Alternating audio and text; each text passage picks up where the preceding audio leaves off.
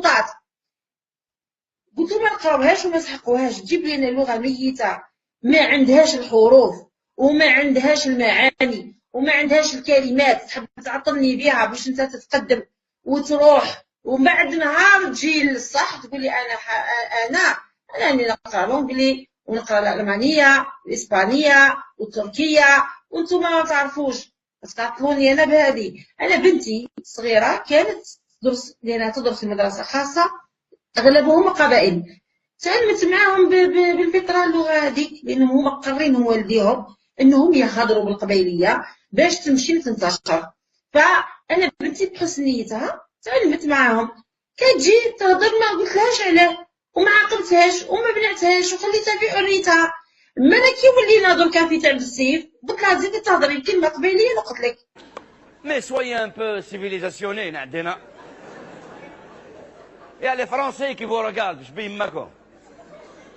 C'est vous qui avez fait la guerre, vous avez sorti les Français. Toz. Et retoz.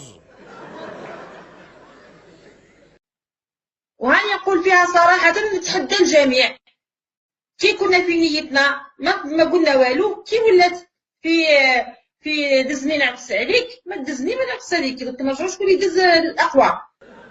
تنبال با كم يا ربك، تنبال با كم يا ربك. والأغلبية للأقوى، الأقوى للأغلبية.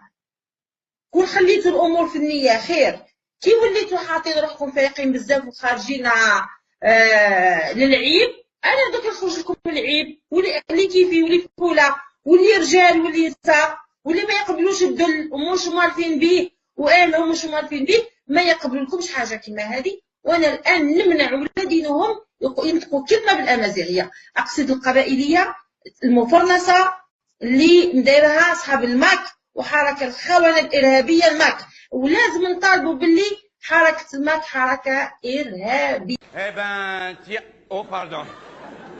Tiens.